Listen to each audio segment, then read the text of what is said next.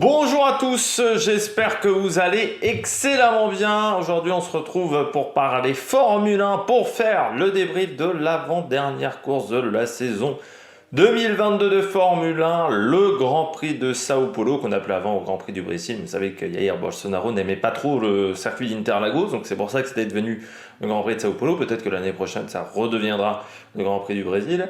Même si la situation au Brésil, au niveau politique, est encore un petit peu tendue. On l'a vu ce week-end, avec notamment toutes les routes d'accès au circuit qui étaient extrêmement bloquées.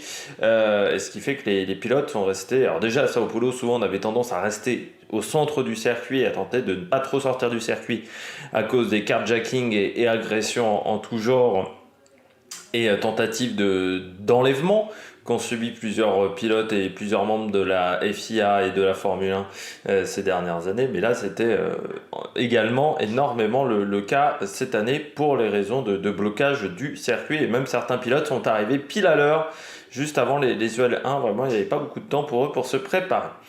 On commence avec ce Grand Prix du Brésil. N'hésitez pas à vous abonner à la chaîne, à réagir dans les commentaires, à mettre un pouce bleu, à partager la vidéo sur les réseaux sociaux, notamment auprès de vos proches si vous pensez que ça peut les intéresser. Dans les commentaires, n'hésitez pas à me dire qui vous a plu, qui vous a déçu lors de ce week-end.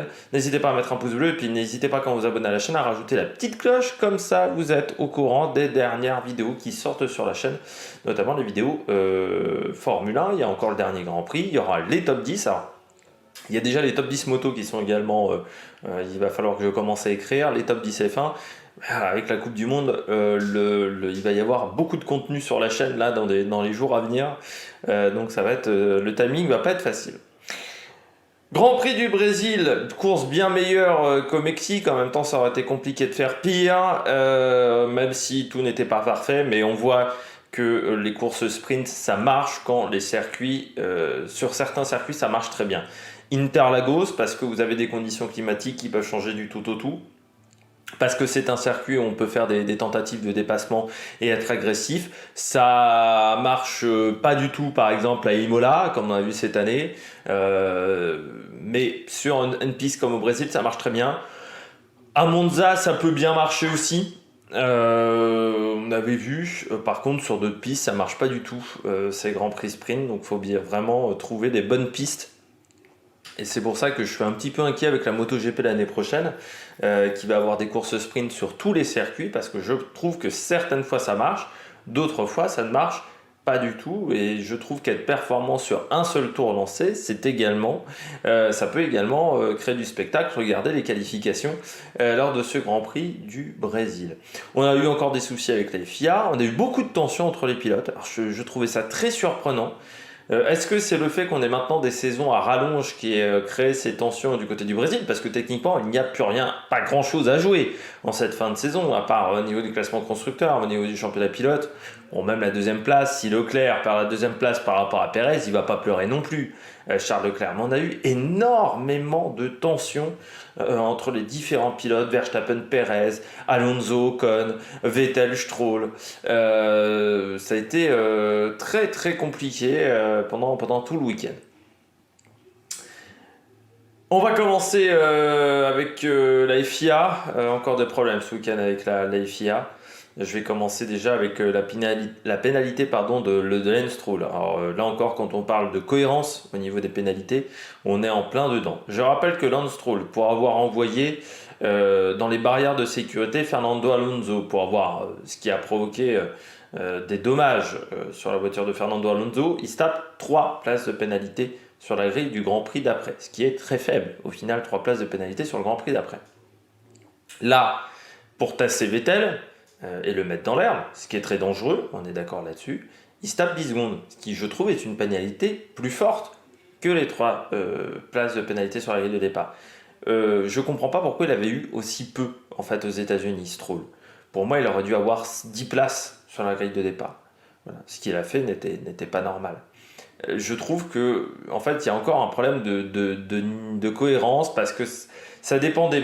Comme en fait, le problème, c'est que ce règlement est un règlement qui dépend beaucoup de l'interprétation. C'est beaucoup d'interprétation dans le règlement. Il n'y a pas de pénalités très claires qui sont décidées sur telle ou telle infraction. C'est pas marqué comme ça sur le règlement. C'est dit, on doit pénaliser. On peut pénaliser de telle ou telle manière, mais tu as au moins 4 ou 5 pénalités différentes pour la même action. Comme il y a un peu un flou artistique là-dedans, et comme c'est vraiment sujet à interprétation, et comme les marshals sont jamais les mêmes d'une course à l'autre, et ben on se retrouve à avoir des interprétations et des pénalités qui sont différentes pour une même action. Ce qui pose un problème, je trouve. On devrait avoir un collège des marshals qui soit le même pendant toute l'année. Parce que ça permettrait au moins d'avoir de la cohérence. Là, depuis le début de saison, et c'était déjà le cas d'autres années, on a un gros problème de cohérence au niveau des sanctions. Stroll, il aurait dû avoir 10 secondes et il aurait dû avoir donc 10 places de pénalité la dernière fois. Pourquoi il n'a pas eu autant la première fois? C'est compliqué. Je vais revenir sur le cas... alors le cas Verstappen-Hamilton, pour moi ça valait pas 5 secondes pour Verstappen. Pour moi c'était un fait de course. Voilà. Parce que en fait on peut pas déterminer qui est... C'est compliqué de déterminer qui est en tort d'un côté comme de l'autre. C'est vrai que d'un côté on peut se dire bah Verstappen il a pas gagné le virage. Il est derrière Hamilton. Mais de l'autre côté on peut se dire oui mais Hamilton ne laisse pas assez la place pour le virage 2. Donc ce qui fait que bah, Verstappen est obligé d'aller sur le vibreur. Donc il est presque obligé d'aller au contact. Moi je pense que ça valait pas 5 secondes de pénalité pour Verstappen. Pour moi, Verstappen, il prend un risque. Il sait qu'il prend un risque dans ce virage-là en dépassant cet endroit-là parce que tu sais qu'il y a peu de chances que ça passe. Pour que ça passe, il faut que l'autre pilote à côté de toi soit un peu complaisant. Mais ça valait pas 5 secondes de pénalité. Il s'est déjà assez pénalisé avec ce contact-là. Je pense que ça valait pas 5 secondes. Mais bon. Après, parce que en plus, parce qu'on aurait pu foutre 5 secondes de pénalité également à Hamilton en disant qu'Hamilton pousse en dehors de la piste Verstappen. Selon comment on interprète, là, il y a une possibilité de voir un cas comme dans l'autre. C'est ça aussi qui serait intéressant, j'ai vu ça dans les commentaires, ça serait intéressant d'avoir un débrief de tous les commissaires. C'est-à-dire que sur chaque action, on a un débrief éclairé de pourquoi on a pris telle pénalité. Pour l'instant, c'est très rarement le cas. Alors Michael Masi le faisait un peu, mais comme il répondait souvent à côté de la plaque, on avait peu d'informations là-dessus, et c'est vrai que ça serait intéressant d'avoir ce genre d'infos. Donc Verstappen Hamilton, pour moi ça valait pas 5 secondes. Après bon, ils ont décidé que c'était Verstappen qui était en tort, mais on aurait pu dire également qu'Hamilton ne laisse pas la place à Verstappen dans le virage. Donc même si techniquement c'est vrai, Verstappen n'avait pas gagné le virage. Mais est-ce qu'on était obligé de refoutre une pénalité là-dessus? Pas sûr. On va parler avec Tsunoda. Je rappelle que la F1, c'est l'élite normalement des sports automobiles. Normalement, la F1, c'est le summum. Comment ça se fait que les commissaires de piste, que les marshals, pardon, plus que les commissaires de piste, soient pas capables de voir que l'informatique a eu un problème technique, que l'informatique s'est plantée? On va rappeler Tsunoda, on a safety car en fin de Grand Prix, donc on est au-delà du 50e tour de course, safety car, pour le problème technique de Norris. Il a déjà fallu mettre 2 tours pour foutre un safety car. Chapeau les mecs, hein. C'est vrai qu'en termes de rapidité de réflexion, là on a été vite. Donc Tsunoda, normalement, vu qu'il y a safety car, il doit se dédoubler, comme il a la possibilité de le faire. On le propose à Latifi, on le propose à Albon, également, qui était dans ce cas-là, donc les deux se dédoublent. Albon le fait assez vite, Latifi il est obligé de remonter la moitié du peloton, ça prend un petit peu de temps. On ne le propose pas à Tsunoda. Pourquoi on ne le propose pas à Tsunoda? Parce que sous safety car, il est allé au stand. Et que donc l'informatique a planté à ce moment-là, c'est-à-dire que l'informatique a cru qu'il s'était dédoublé à ce moment-là. Alors que non, il s'est juste arrêté au stand. Donc ensuite, il fallait de nouveau qu'il dédouble le peloton. Sauf qu'on ne l'a pas proposé. Ce qui fait que Tsunoda a perdu un tour. Voilà. Ça lui a... Alors déjà qu'il n'était pas sur une course fameuse, hein, ça lui a pourri encore plus le Grand Prix. Tout ça parce que la FIA n'est pas capable de regarder les courses. C'est quand même, là encore, magnifique de ne pas être en mesure de regarder le Grand Prix et de voir que là, il y a un problème, que l'informatique ne marche pas et de prendre une décision. En plus, ils ont 3 tours pour prendre la décision. C'est pas, là encore, sur la rapidité de prise de décision, ça met 3 plombes, quoi. C'est trop long aujourd'hui. Il faut vraiment que la FIA aille plus vite dans sa prise de décision. Là, Tsunoda, ça prend encore 3 plombes. Et puis je termine avec le commissaire de piste. C'est bien d'aller sur des circuits comme Interlagos. Bon, voilà. Déjà, Interlagos, bon, c'est un circuit qui a vieilli un petit peu. là, les commissaires de piste n'étaient pas au niveau pendant tout le week-end. Alors, on a déjà eu des gros problèmes à Interlagos, tout le monde se souvient du Grand Prix de 2003. Si vous n'avez pas vu le Grand Prix de 2003, je vous invite à le regarder, un Grand Prix qui se déroule dans des conditions pitoyables, notamment l'accident Alonso Weber qui aurait pu être dramatique, mais même Schumacher a deux droits de s'embrocher un tracteur ou une grue qui est sur le bord de la piste. Et surtout, c'est à ce moment-là qu'on a décalé le Grand Prix du Brésil, même en fin d'année, en 2004. Parce que 2003, le Grand Prix, c'est le deuxième ou le troisième Grand Prix de la saison, avec la fameuse victoire de Fisichella, sauf qu'on l'attribue à Raikkonen, alors que c'est Fisichella qui a gagné le Grand Prix à cause du drapeau rouge. Comme quoi la FIA a toujours eu des petits soucis depuis quelques temps. Mais à l'époque, ils savaient dire qu'ils faisaient une erreur, parce que Fisichella avait récupéré la victoire lors du Grand Prix d'après, qui était le Grand Prix de Saint-Marin. Et à partir de ce moment-là, le Brésil, on l'a dépassé en fin de saison et ça allait mieux. Au niveau, déjà, on avait refait en grande partie la piste et puis les commissaires, ça allait mieux. Là, pendant tout le week-end, excusez-moi de le dire, mais les commissaires, ils étaient à la ramasse. Sur la voiture de Norris, ils sont à la ramasse. L'intervention, alors je ne sais plus c'est quel pilote qui fait un tout droit, c'est pas Magnussen qui se retrouve à abandonner très vite. C'était peut-être la course sprint même. Oui, c'est Albon. Alors, ils mettent des cales sous la voiture, il n'y a même pas de safety car, il n'y a rien. C'est hyper dangereux pour les commissaires de piste. Les bouts de carbone qui sont restés pendant toute la qualif sprint, là aussi, c'est pas normal. Enfin, on aurait dû mettre safety car, Je trouve que les prises de décision ont été très mauvaises assez souvent de la part de la FIA, mais je trouve que les commissaires n'étaient pas au niveau sur le week-end de course. À part sur l'intervention sur la voiture de Ocon dans la phase de parc fermé où la voiture d'Ocon s'est retrouvée en flammes. Sinon, je trouve que toutes les interventions ont pris beaucoup trop de temps et ça serait bien aussi que les commissaires soient au niveau quand il y a un Grand Prix parce que c'est dangereux un Grand Prix de Formule 1 déjà pour la sécurité des commissaires mais aussi pour la sécurité des pilotes. Voilà, ça serait intéressant parce que c'est pas comme si à Kyliami Grand Prix d'Afrique du Sud en 77, on a vu une catastrophe avec un commissaire de piste. Ça serait bien des fois de se souvenir de ce qui s'est passé dans le passé. On passe à la note du Grand Prix. Moi j'ai mis 18 sur 20 pour ce Grand Prix ce week-end. En fait, le week-end, vous savez que moi je note l'intégralité du week-end. Le week-end est très bon, ça commence dès les essais libres 1 avec des écarts qui sont extrêmement réduits. Ça continue avec les qualifs du vendredi avec la pole de Magnussen et les conditions pluvieuses qui rendent cette qualification tir au toto pas très facile. Et puis la quali sprint est également très intéressante, il se passe beaucoup de choses. Au niveau des dépassements, il y a beaucoup de dépassements qui sont quand même dus au DRS parce que là le DRS est très puissant à Interlagos. Ce qui fait que là ça permettait facilement de reprendre 6 à 7 dixièmes sur un autre pilote. Ce serait bien aussi de régler ces problèmes de DRS. Et puis de l'attention, du spectacle, enfin voilà ce qu'on aime en Formule 1, c'est-à-dire quand il y a du spectacle, des dépassements. Même si on aurait aimé des vrais dépassements, encore plus. Même s'il y a eu des beaux dépassements, je pense notamment à Alonso en fin de Grand Prix sur Bottas.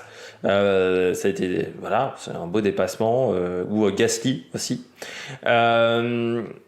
et puis du spectacle, beaucoup de spectacles pendant toute la course. Je pense aussi à Ocon sur le restart face à Vettel, très beau dépassement, ou Verstappen qui dépasse Ocon et Bottas, je crois également, c'était un beau dépassement. Pourquoi je mets 18 sur 20 et pas 19 ou 20? Je trouve qu'il y a un vrai problème sur ce week-end de course, qui est un problème qui ne concerne pas que la Formule 1, les pneus Pirelli. J'ai entendu l'interview de Seb Ogier en rallye qui a défoncé Pirelli en 25 secondes. C'est pas normal qu'on ne puisse utiliser qu'un type de gomme. C'est-à-dire que là, ce week-end, à part les softs, vous ne pouviez pas utiliser autre chose que les softs. Les hards étaient inutilisables. Albon a tenté pendant 2 tours, il s'est arrêté dès le premier safety car. Albon, pour changer de pneus. C'était pas faisable. Les hards ne marchaient pas. Les hards étaient inutilisables. C'est-à-dire qu'on a emmené des pneus qui n'étaient pas utilisables. Les médiums, ça marchait pas non plus sur cette piste. Donc ça serait bien que de temps en temps que Pirelli se remette en question. C'est fou, Bridgestone, ils ont mis 1 an à tâtonner. Quand on est passé sur cette stratégie, on devait passer une fois les types de pneus durs, une fois les types de pneus tendres. Vous savez qu'au départ, ils avaient cette fameuse marque verte même sur les bords du pneu. Ils ont tâtonné pendant 1 an. Allez, 2 ans, on va dire. Pirelli, ils tâtonnent depuis 10 ans avec leurs pneus. Ça serait bien qu'en 2022, on arrive à faire des pneus qui fonctionnent sur une piste et où on puisse avoir des stratégies différentes et où on puisse utiliser les 3 types de gomme. Là, on ne pouvait pas utiliser les 3 types de gomme. La Formule 1, c'est aussi de la stratégie. Là, la stratégie, depuis l'époque Pirelli, on est quand même au niveau 0. Je trouve de la stratégie, c'est quand même souvent très faiblard. Ça serait bien que du côté de Pirelli, on se remette en question.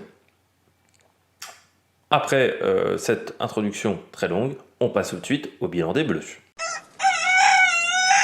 Du côté du bilan des Bleus, je commence avec Esteban Ocon.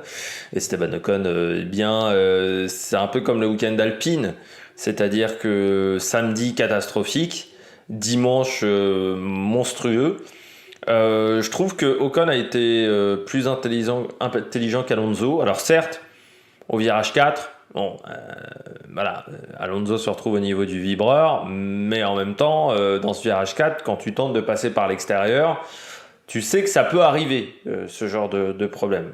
Ensuite, Alonso, il peut s'écarter un peu plus ou il peut tenter un peu plus tard le dépassement ou tenter de passer par l'intérieur et attendre un petit peu Fernando Alonso au lieu de mettre tous ses œufs à ce moment-là de la course, alors qu'il sait que c'est un endroit qui peut être... Enfin, Interlagos, quand tu dépasses, c'est costaud, quoi. Donc, c'est pas facile. Surtout qu'il l'a bien fait face à Bottas. Il aurait peut-être pu tenter le coup au virage d'après par l'extérieur. Je trouve surtout qu'Ocon a été intelligent dans sa réaction d'après-course, contrairement à Alonso. Que Ocon a été intelligent dans sa manière de ne pas forcément se battre face à Alonso le dimanche. Enfin voilà, je trouve que Ocon a été plus intelligent, plus mature que Fernando Alonso sur ce week-end. Ce qui aurait été mieux, c'est qu'il n'y ait pas de contact entre les deux pilotes. Bon, c'est vrai que ça lui pourrit, enfin la course du samedi, elle est pourrie par son contact. Ce qui fait que la course du dimanche, heureusement, il a pu remonter, mais ça aurait pu être plus compliqué que ça. Alonso avait plus de rythme qu'Ocon ce week-end, que ce soit la qualif le vendredi et la course au dimanche. Après, Ocon a été, je trouve, plus intelligent, plus mature qu'Alonso. Après, on commence à être habitué du côté d'Alonso ces derniers temps, et surtout quand il commence à quitter une équipe, il aime bien partir avec fracas, mais on va reparler de Fernando Alonso un peu plus tard dans cette vidéo. Du côté de Pierre Gasly, c'est pas un grand prix bon pour Pierre. En même temps, la voiture n'était pas bonne. Regarde avec Tsunoda, il finit devant Tsunoda en qualif. Il tente le coup parce que de toute manière, dès le vendredi, je pense qu'il savait que la bagnole n'était pas bonne. Le vendredi, c'est lui qui tente les softs en premier. Ça montre bien que tu es dans une situation, tu es dans une position où dès la Q1, tu es obligé de prendre des risques. Donc ça veut dire que ta voiture n'est pas très rapide si tu es obligé de prendre des risques dès la Q1. Et puis après, tout le week-end de course a été compliqué parce qu'il n'avait pas de rythme. Alors il a tenté en début de course. Il était dans le top 10, mais ensuite, il n'avait pas de rythme pour tenir la cadence. Donc, ça n'a pas permis à Pierre Gasly d'aller jouer mieux que une place en dehors du top 10. C'est dommage. Ça se finit un peu en autre boudin. Il a tenté de perdre ses 2 points. J'ai l'impression qu'il a tenté de perdre ses 2 points sur son permis. Ça n'a pas marché non plus. Donc, il y a toujours une épée de Damoclès au-dessus de la tête. Je crois qu'il faudra qu'il attende mai pour récupérer des points. Donc ça veut dire que pendant 4-5 Grands Prix, il va être encore en stress Pierre Gasly pour éviter de se retrouver en dehors d'une course. Ça aurait été aussi intelligent de la part de Pierre Gasly, je suis assez d'accord avec Franco Montani, c'est bien de discuter au Brésil avec la FIA, mais il aurait fallu discuter avant de se retrouver dans cette situation-là, qui était une situation périlleuse où il avait 9 ou 10 points de retard de 9 ou 10 points en moins sur son permis. Ça aurait été bien d'y réfléchir quand il en avait 6 et de parler avec les FIA de ce problème-là. C'est con d'attendre quand on est quasiment au bord du précipice, au pied du mur, de discuter avec la FIA pour tenter de faire évoluer les choses au niveau de son permis. Même si moi je considère que l'idée d'un permis est une bonne chose. Ça oblige les pilotes au bout d'un moment à se tenir un carreau. Et ça permet aussi à pilote de temps en temps de se dire bon bah là je vais quand même tenter de prendre un risque. Ça va me faire peut-être perdre 2 ou 3 points sur mon permis, mais ça peut peut-être me faire gagner 2 positions pendant la course également. Donc je trouve que ce système de permis est pas mal. Comme la super licence, c'est une bonne idée, même si le problème de la super licence, c'est que les championnats FIA pour accéder à la Formule 1, ils sont très bien en termes de points, très bien dotés. Par contre, l'IndyCar, la Super Formula, c'est que dalle, alors que ce sont des championnats qui sont également d'un niveau très relevé. Il faudrait que la FIA regarde également les compétitions en dehors de l'Europe. On passe tout de suite aux pilotes au top. On passe aux pilotes au top. Les pilotes au top pour ce Grand Prix. Eh bien, on commence bien entendu avec Mercedes. Pilote ou équipe au top, hein, je le répète quelques fois, mais voilà, parfois ce sont des équipes. Mercedes parce que tout s'est bien passé ce week-end, c'est-à-dire que ils avaient l'opportunité de gagner, mais ils s'étaient plantés au Mexique, par exemple. Au Mexique, en termes de stratégie, ils se ratent un peu. On le sentait depuis quelques courses qu'il y avait l'opportunité. Interlagos est un peu en hauteur, donc c'est vrai qu'au niveau de la traînée aérodynamique, c'est moins un problème. C'est quand même un circuit où il faut de l'appui. Une Mercedes, je pense, a pu débraquer un peu plus les ailerons que ses adversaires parce que c'est une voiture qui, naturellement, génère facilement beaucoup d'appui. Et ensuite, ils ont retrouvé un moteur aussi, du côté de chez Mercedes, qui était un peu le problème sur sur le début de saison. C'est que le moteur était quand même pas foufou aussi. On parlait de la voiture, mais le moteur était pas dingue.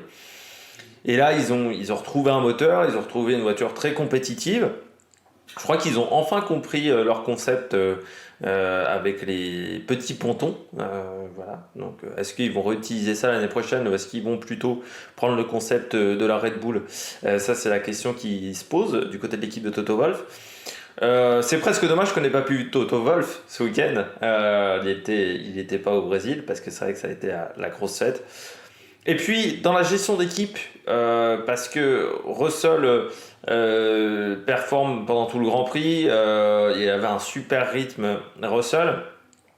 Et quand on entend les propos entre Russell et Hamilton, notamment, vous pouvez vous battre si vous le faites de manière intelligente, et Hamilton qui était quand même content à l'arrivée, je trouve que autant il y a eu des soucis, notamment chez Red Bull, notamment chez Alpine ce week-end, autant chez Mercedes, je pense qu'on a été assez intelligent.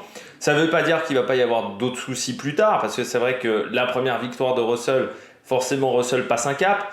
Pour Hamilton, va falloir voir comment cette prise de confiance de Russell va se traduire au niveau des résultats, et peut-être que dans 1 an ou dans 2 ans, ça sera un vrai problème et Mercedes sera obligé de choisir entre les 2 pilotes.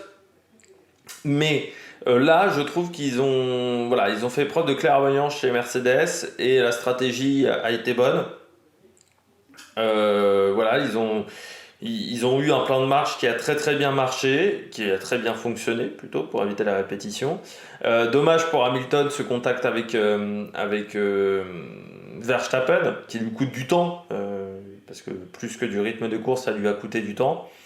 Mais bon, après, c'est comme ça. Je pense que voilà, ça peut arriver en course, ce genre de dépassement un peu osé. Faut pas non plus être dans l'idée que les pilotes ne doivent pas se battre les uns contre les autres. Voilà, ça reste des sports mécaniques. Il faut un petit peu de bagarre quand même, tant qu'il n'y a pas des grosses erreurs qui sont commises. Et du côté de Mercedes, je trouve que le week-end a été très très bon. Première victoire en Formule 1 de George Russell. Bon, on pensait qu'elle allait arriver sur un Grand Prix de Bahreïn en 2020 où il avait un super rythme et Mercedes avait fracassé la stratégie. Mais on connaît le potentiel du pilote, on sait ce qu'il a fait en F2, on sait ce qu'il a fait également après en Formule 1, donc on savait que ça allait arriver. Et un vainqueur de plus en Grand Prix en activité avec Ocon, avec Gasly, voilà, c'est pas mal. C'est pas mal, et puis oui, très bon week-end de la part de Mercedes. Donc, et un doublé qui fait du bien au championnat constructeur. On y reviendra en fin de vidéo, mais au championnat constructeur, tout n'est pas complètement joué pour la deuxième place du championnat du monde des constructeurs. Pilote au top, j'ai mis également Charles Leclerc. Alors, autant Ferrari en termes de stratégie, avec Leclerc, ils se sont plantés. Mais celle-là, de course de Charles Leclerc, il a été la chercher au forceps, cette quatrième place. Pour moi, elle vaut presque une victoire. Vu le week-end qu'a eu Charles Leclerc, c'est-à-dire ils se sont complètement foirés lors des qualifications de vendredi. Bon voilà, c'est le seul couillon qui part en intermédiaire. De l'autre côté, il se gourde de pneus en Q1, il a deux doigts de pas passer, il est obligé de forcer comme un malade en Q1. Enfin, le Grand Prix a été le week-end a été catastrophique dans la gestion de chez Ferrari. En plus, pas de peau, il se fait rentrer dedans par Lando Norris lors de la course. Il repart dans les dernières positions. Enfin, course merdique. Beaucoup de soucis au départ pour remonter, et puis après derrière du rythme, beaucoup de rythme. Sainz garde le podium, mais Leclerc revenait, avait un bon rythme. Mais le problème c'est que Leclerc avait pas suffisamment d'avance sur Alonso et c'était risqué d'inverser les positions. Ça aurait pu permettre à Alonso de monter sur le podium. Mais Leclerc là il a vraiment prouvé que c'était un très bon pilote. Il a montré aussi que Binotto Mekies, ça marche pas. Je pense que les deux doivent être remplacés. Bon, de toute manière, la Gazzetta a dit qu'ils vont être remplacés. La Gazzetta a toujours été très bien informée du côté de chez Ferrari. Bon, la Gazzetta pense que ça va être Fred Vasseur. Oui, il y a aussi comme rumeur Andrea Seidel, mais je pense qu'il a un contrat qui est très bien bétonné par McLaren, Seidel. Donc ça m'étonnerait qu'il puisse partir de McLaren. Autant Fred Vasseur, il connaît déjà un petit peu le moteur Ferrari avec Alfa Romeo. Et puis Fred Vasseur, je pense à cette âme-là qu'avait Jean Todt de meneur que n'a pas Binotto, que n'a pas Mekies. C'est un vrai meneur, Vasseur. Il l'a montré notamment en GP2. Il l'a montré aussi chez Renault, un petit peu. Ce qui était le problème, c'est qu'il y avait Abitbull en face et qu'il y avait deux meneurs en même temps. On va voir ce que ça va donner chez Ferrari, mais Charles Leclerc en plus le connaît, ils ont bossé ensemble chez Alfa Romeo, on connaît les qualités de Fred Vasseur, avec des moyens plus élevés, ça peut peut-être le faire, mais de toute manière je pense que du côté de chez Ferrari on peut pas continuer comme ça avec Binotto et Mekies, donc il y a un moment... faut changer des éléments, hein. Tu peux pas continuer comme ça, sinon ils vont perdre Leclerc. Sinon, l'année prochaine, Leclerc se barre. Donc s'ils veulent que Leclerc reste en 2024 chez Ferrari, ils sont obligés de changer des pièces. Et je pense que Binotto, il a fait son temps. Ça fait depuis 2019 qu'il est là, Binotto, donc ça fait quand même 4 saisons qu'il est en Formule 1. Il a toujours pas réussi à avoir des bons résultats. Il s'est engueulé avec Vettel. Il s'est maintenant presque engueulé avec Leclerc, parce que j'ai vu sur Twitter, certains ont regardé le Grand Prix, vous savez maintenant avec MyCanal et avec la F1, en suivant seulement la voiture de Charles Leclerc. Ils ont dit la radio, il a pas parlé pendant une vingtaine de tours dans la radio. Et il était très très énervé dans la radio, Charles Leclerc. Donc je pense que voilà, même Charles Leclerc, vu qu'il y a du changement, et je pense qu'il y aura du changement. Est-ce que ça sera fait de Vasseur? On parle de Seidel. On parle également de la personne qui s'occupe du programme GT chez Ferrari. Mais il faut un meneur d'hommes. Il faut un patron dans une équipe comme Ferrari. Et le problème, c'est que Ferrari n'en a pas. Il aurait peut-être fallu même le Dr Ulrich de chez Audi, chez Ferrari.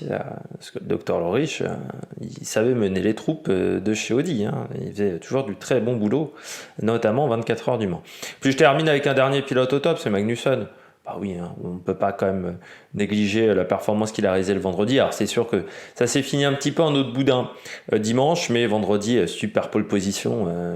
Il a fait le job. As a été intelligent, As a pris des risques, mais c'est normal, c'est une petite équipe. C'est pas normal quand Ferrari le fait. C'est-à-dire, Ferrari se comporte comme une équipe de dernière partie de tableau, alors que bon, ils ont quand même une voiture qui est performante. C'est là où il y a un manque de réflexion du côté de chez Ferrari.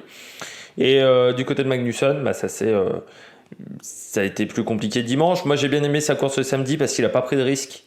Il aurait pu être foufou, il prend un bon départ, voilà, il fait une course, je dirais, très scolaire, Magnussen, le samedi, mais il marque quand même un point.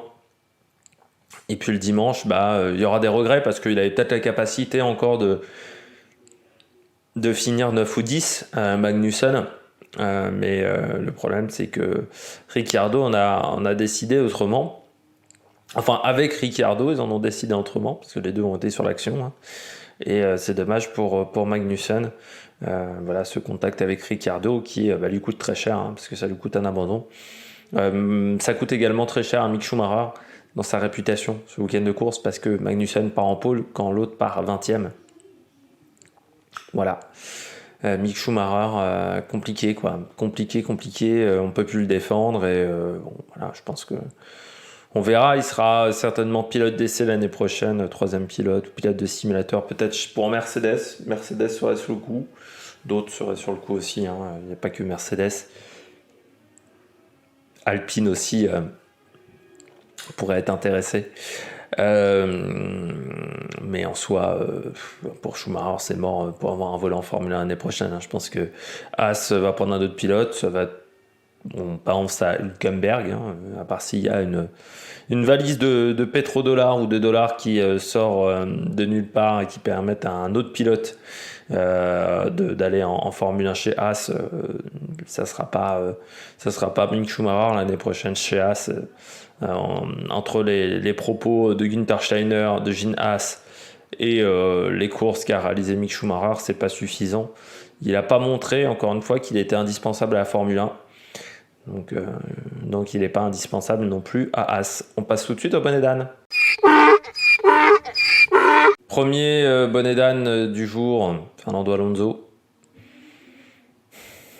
J'avais dit aux États-Unis, Fernando Alonso, c'est quand même un pilote qui est capable du meilleur comme du pire. Ce week-end, c'était le pire. Samedi, c'était le pire, c'est-à-dire un comportement qui manque complètement de maturité. C'est-à-dire qu'on a l'impression d'avoir Stroll au volant d'une Formule 1, quoi. C'est-à-dire que son contact avec Ocon, la manière dont il parle ensuite, c'est minable. Il n'y a pas d'autre chose à dire, c'est minable. C'est-à-dire qu'on parle quand même de Fernando Alonso, ça fait depuis 20 ans qu'il est en Formule 1. On ne parle pas de Chu qui fait sa première saison en Formule 1. On parle de Fernando Alonso, quoi. Fernando Alonso, double champion du monde. Tu peux pas faire ça. Il y a un moment. C'est pas normal, quoi, ce type de choses. Et j'ai peur que quand Alonso arrêtera totalement la Formule 1, que dans 15 ans ou 20 ans, Fernando Alonso, ça soit le nouveau Nelson Piquet. C'est-à-dire le mec qui ne sera plus invité sur les Grands Prix de Formule 1 et le mec qui ne sera pas autant considéré que d'autres pilotes qui ont 2 titres de champion du monde. Fernando Alonso, déjà, il est moins considéré qu'un Mika Häkkinen aujourd'hui. Il est moins considéré que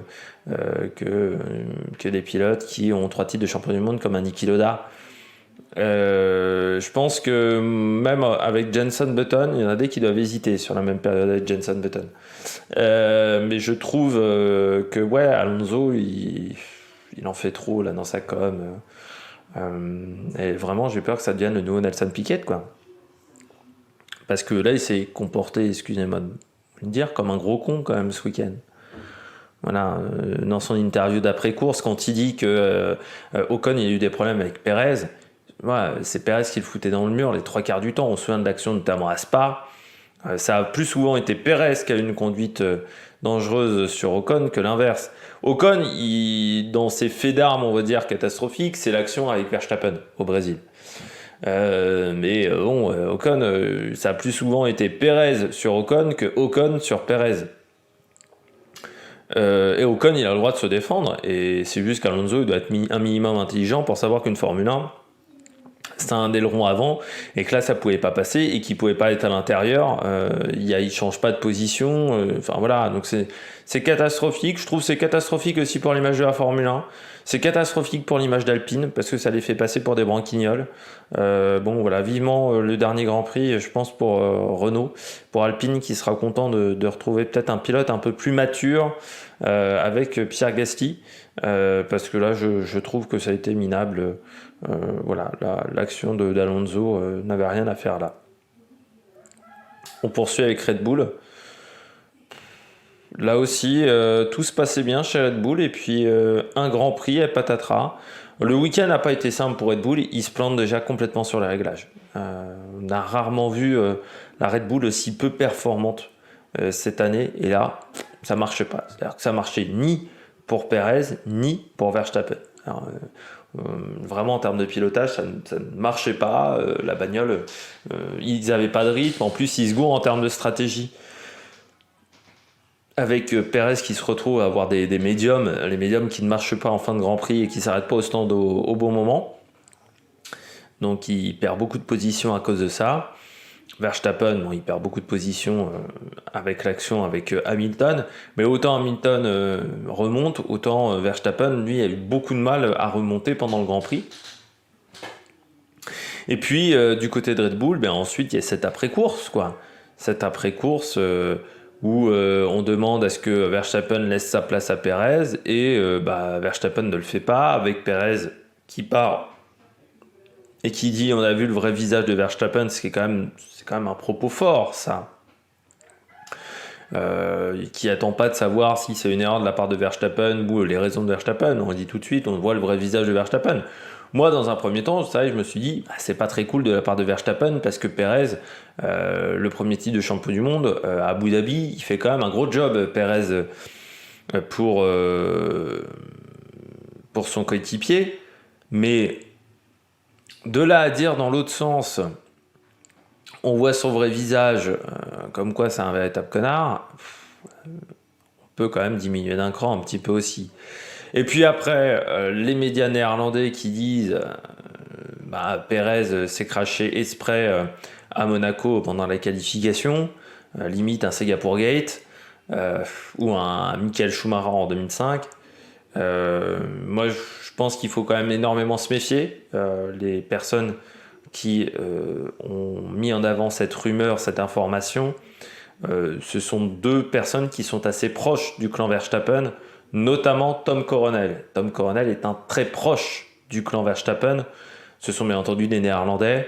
Je me méfierais quand ça sort 6 mois après que ça soit réellement ce qui s'est passé du côté de Monaco. Si c'est la vérité, si c'est vraiment ce qui s'est passé, c'est très grave, mais c'est très grave aussi de l'avoir caché de la part de Red Bull et de la part de Verstappen. Donc il serait aussi complice de cette affaire. Et je rappelle qu'il y a eu des complices qui ont pris cher dans l'affaire du Singapore Gate à l'époque, et qui ont pris très très cher, les complices.